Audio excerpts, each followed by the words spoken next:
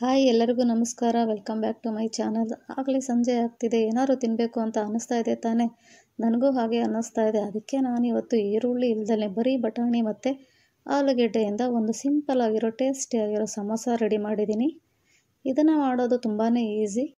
ನಾನು ಮಾಡಿರೋ ಈ ಸಮೋಸನ ಮಕ್ಕಳು ಮತ್ತು ದೊಡ್ಡವರು ಎಲ್ಲರೂ ಕೂಡ ತಿನ್ಬೋದು. ನಿಜವಾಗ್ಲೂ ತುಂಬಾ ಇಷ್ಟಪಡ್ತಾರೆ. ಬೇಕಿದ್ದರೆ ಒಂದ್ಸರಿ ಟ್ರೈ ಮಾಡಿ ನೋಡಿ. ಮೊದಲಿಗೆ ನಾನು ಒಂದು ಬಾಣಲಿ ತೊಗೊಂಡಿದ್ದೀನಿ. ಅದಕ್ಕೆ ಸ್ವಲ್ಪ ಎಣ್ಣೆ ಹಾಕ್ಕೊಂಡಿದ್ದೀನಿ. ಎಣ್ಣೆ ಸ್ವಲ್ಪ ಬಿಸಿ ಆದಮೇಲೆ ಸಾಸಿವೆ, ಜೀರಿಗೆ ಮತ್ತು ಸೋಂಪು ಹಾಕ್ಕೊಂಡಿದ್ದೀನಿ. ಯಾವಾಗಲೂ ಸಾಸಿವೆ ಚಟಪಟ ಅಂತ ಸಿಡಿಬೇಕು. ಅದು ಸಿಡಿದಾದ್ಮೇಲೆ ನಾನು ಬೇಯಿಸಿಟ್ಕೊಂಡಿರೋ ಹಸಿ ಬಟಾಣಿನ ಹಾಕ್ಕೊತಾ ಇದ್ದೀನಿ. ಈಗ ಇದನ್ನು ಸ್ವಲ್ಪ ಹಾಗೆ ಫ್ರೈ ಮಾಡ್ಕೊಬೇಕು. ಬಟಾಣಿ ಸ್ವಲ್ಪ ಫ್ರೈ ಆದಮೇಲೆ ನಾನು ಶುಂಠಿ ಬೆಳ್ಳುಳ್ಳಿನ ಸಣ್ಣದಾಗಿ ಹಚ್ಚಿಟ್ಕೊಂಡಿದ್ದೀನಿ. ನೀವು ಬೇಕಿದ್ದರೆ ಹಚ್ಚಿಟ್ಕೊಳ್ಳೋ ಬದಲು ಪೇಸ್ಟ್ ಕೂಡ ಹಾಕ್ಕೊಬೋದು. ಹಸಿಮೆಣಸಿನ್ಕಾಯಿ ಒಂದು 2-3 ಹಾಕ್ಕೊಂಡಿದ್ದೀನಿ. ಈಗ ಇದನ್ನು ಸ್ವಲ್ಪ ಹೊತ್ತು ಫ್ರೈ ಮಾಡಿದ್ಮೇಲೆ ಆಲೂಗೆಡ್ಡೆನ ಬೇಯಿಸಿಟ್ಕೊಂಡಿದ್ದೀನಿ. ಚೆನ್ನಾಗಿ ಮ್ಯಾಶ್ ಮಾಡಿ ಇಟ್ಕೊಂಡಿದ್ದೀನಿ. ಈಗ ಎರಡೂ ಸೇರಿಸಿ ಚೆನ್ನಾಗಿ ಮಿಕ್ಸ್ ಮಾಡ್ಕೊಬೇಕು. ನನಗೆ ಬಟಾಣಿ ಅಂದರೆ ತುಂಬ ಇಷ್ಟ. ನಾನು ಯಾವಾಗಲೂ ಸಾಂಬಾರು ಮಾಡಿದಾಗೆಲ್ಲ ಬಟಾಣಿ ಹಾಕಿದಾಗೆಲ್ಲ ಆಲೂಗೆಡ್ಡೆನ ಕಂಪಲ್ಸರಿ ಹಾಕ್ಕೋತೀನಿ. ಅಷ್ಟಿಷ್ಟ ನನಗೆ. ಇವೆರಡು ಕಾಂಬಿನೇಷನ್ ತುಂಬ ಚೆನ್ನಾಗಿರುತ್ತೆ. ಈಗ ಇದಕ್ಕೆ ಮಸಾಲೆಗಳನ್ನ ಮಿಕ್ಸ್ ಮಾಡ್ಕೊಂಬಿಡೋಣ.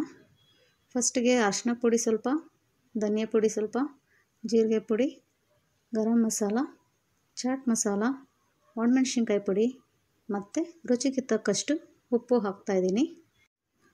ಮಸಾಲೆ ಎಲ್ಲ ಹಾಕಿದ ಮೇಲೆ ಈಗ ಎಲ್ಲನೂ ಚೆನ್ನಾಗಿ ಮಿಕ್ಸ್ ಮಾಡ್ಕೊಂಬಿಡೋಣ. ಮಸಾಲೆ ಎಲ್ಲ ಹಾಕಿದಾದಮೇಲೆ ಈಗ ಚೆನ್ನಾಗಿ ಮಿಕ್ಸ್ ಮಾಡ್ಕೊಂಬಿಡೋಣ. ಗ್ಯಾಸ್ನ ಲೋ ಫ್ಲೇಮಲ್ಲಿ ಇಟ್ಕೊಂಡಿರಬೇಕು. ಸ್ಟಫಿಂಗ್ ಒಂದು ರೆಡಿ ಆಗಿಬಿಟ್ರೆ ಸಾಕು. ಇನ್ನು ಮಿಕ್ಕಿದ ಕೆಲಸ ಎಲ್ಲ ಬೇಗ ಹಾಕೋಗ್ಬಿಡುತ್ತೆ. ಈಗ ಸ್ಟಫಿಂಗ್ ಎಲ್ಲ ಚೆನ್ನಾಗಿ ಫ್ರೈ ಆಗಿದೆ.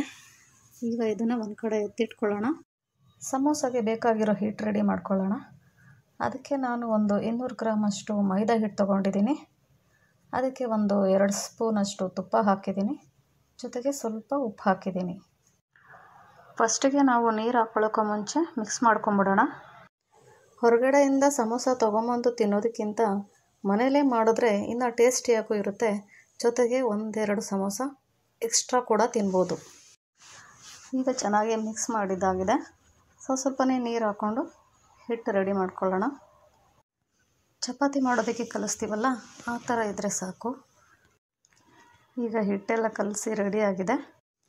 ಈಗ ಇದರಲ್ಲಿ ಸಣ್ಣ ಸಣ್ಣ ಉಂಡೆ ಮಾಡಿ ಎತ್ತಿಟ್ಕೊಳ್ಳೋಣ. ನಾನು ರೆಡಿ ಮಾಡಿ ಇಟ್ಕೊಂಡಿರೋ ಈ ಹಿಟ್ಟಲ್ಲಿ ಒಂದು 10ರಿಂದ 12 ಸಮೋಸ ಆಗುತ್ತೆ. ಇದಕ್ಕೆ ಸ್ವಲ್ಪ ಪೇಸ್ಟ್ ಥರ ಬೇಕಾಗುತ್ತೆ. ಈ ಪೇಸ್ಟ್ ರೆಡಿ ಮಾಡ್ಕೊಳ್ಳೋಕ್ಕೆ ಸ್ವಲ್ಪ ಮೈದಾ ಹಿಟ್ಟು ತೊಗೊಂಡಿದ್ದೀನಿ. ಒಂದು 2 ಸ್ಪೂನಷ್ಟು ತುಪ್ಪ ತೊಗೊಂಡಿದ್ದೀನಿ. ಇದಕ್ಕೆ ಸ್ವಲ್ಪ ನೀರು ಅಥವಾ ಹಾಲು ಹಾಕಿ ಪೇಸ್ಟ್ ಥರ ಚೆನ್ನಾಗಿ ಮಿಕ್ಸ್ ಮಾಡ್ಕೊಬೇಕು. ಚೆನ್ನಾಗಿ ಮಿಕ್ಸ್ ಆಗಿದೆ ನೋಡಿ, ಇಷ್ಟ ಆದರೆ ಸಾಕು. ನಾನು ಮೀಡಿಯಮ್ ಸೈಜ್ದು 4 ಉಂಡೆಗಳನ್ನ ರೆಡಿ ಮಾಡಿ ಇಟ್ಕೊಂಡಿದ್ದೀನಿ. ಒಂದೊಂದೇ ಚಪಾತಿ ಥರ ಈ ಥರ ಲಟ್ಟಿಸ್ಕೊಬೇಕು ದೊಡ್ಡದಾಗಿ.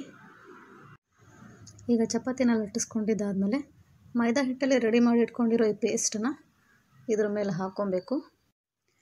ಎಲ್ಲ ಕಡೆ ಸುತ್ತಲೂ ಹಾಕ್ಕೊಂಬಿಟ್ಟಾದಮೇಲೆ ಕೈಯಲ್ಲಿ ಈ ಥರ ಸ್ಪ್ರೆಡ್ ಮಾಡ್ಕೊಬೇಕು. ಈಗ ಇದ್ರ ಮೇಲೆ ಲಟ್ಟಿಸಿಕೊಂಡಿರೋ ಇನ್ನೊಂದು ಚಪಾತಿನ ಈ ಥರ ಹಾಕ್ಕೊಬೇಕು. ಮತ್ತು ಇದ್ರ ಮೇಲೆ ಮೈದಾ ಹಿಟ್ಟಿನ ಪೇಸ್ಟನ್ನು ಹಾಕ್ಕೊಂಡು ಮತ್ತು ಇದ್ರ ಮೇಲೆ ಇನ್ನೊಂದು ಚಪಾತಿ, ಈ ಥರ 4 ಚಪಾತಿ ಮಾಡಿ ಇಟ್ಕೊಂಡಿದ್ದೀನಿ. ಒಂದ್ರ ಮೇಲೆ ಒಂದು ಹಾಕಿ ಈಗ ಸುತ್ತಲೂ ಎಡ್ಜಸ್ ಏನಿದೆ ಅದನ್ನು ಕಟ್ ಮಾಡಿಕೊಂಡು ಈ ಥರ ಸ್ಕ್ವೇರ್ ಶೇಪಲ್ಲಿ ಮಾಡಿ ಇಟ್ಕೊಂಡಿರಬೇಕು. ಮತ್ತು ಇದನ್ನು 2 ಲೈನ್ ಈ ಥರ ಕಟ್ ಮಾಡ್ಕೊಬೇಕು.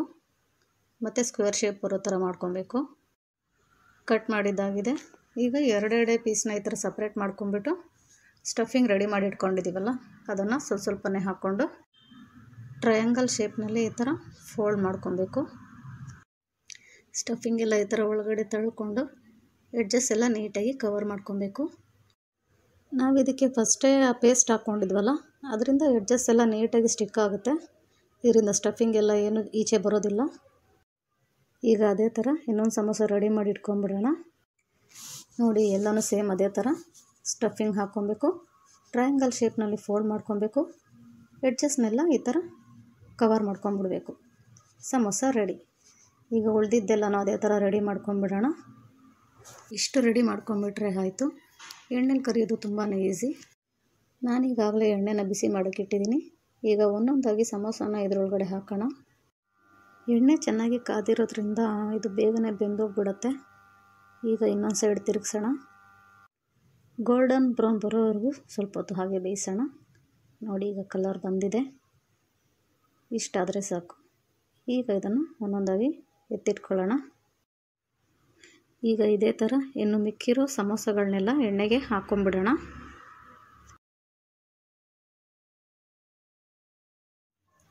ಈಗ ಎರಡು ಸೈಡು ಚೆನ್ನಾಗಿ ಫ್ರೈ ಆಗಿದೆ. ಈಗ ಒಂದು ಪ್ಲೇಟಿಗೆ ಸರ್ವ್ ಮಾಡ್ಕೊಂಬಿಡೋಣ.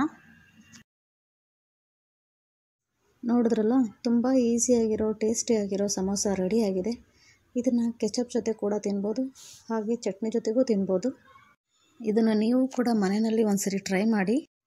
ಮಕ್ಕಳಿಂದ ದೊಡ್ಡವರವರೆಗೂ ಎಲ್ಲರೂ ಕೂಡ ತುಂಬ ಇಷ್ಟಪಡ್ತಾರೆ. ಅಷ್ಟು ರುಚಿಯಾಗಿರುತ್ತೆ ಈ ಸಮೋಸ. ಈ ರೆಸಿಪಿ ನಿಮಗೆ ಇಷ್ಟ ಆಗಿದರೆ ಪ್ಲೀಸ್ ಲೈಕ್ ಮಾಡಿ ಮತ್ತು ಶೇರ್ ಮಾಡಿ. ಹಾಗೆ ಸಬ್ಸ್ಕ್ರೈಬ್ ಮಾಡ್ಕೊಳ್ಳೋದನ್ನು ಮರಿಬೇಡಿ. ಮತ್ತೆ ಮುಂದಿನ ರೆಸಿಪಿಯೊಂದಿಗೆ ಸಿಗ್ತೀನಿ. ಅಲ್ಲಿವರೆಗೂ ಟೇಕ್ ಕೇರ್. ಬಾಯ್ ಬಾಯ್.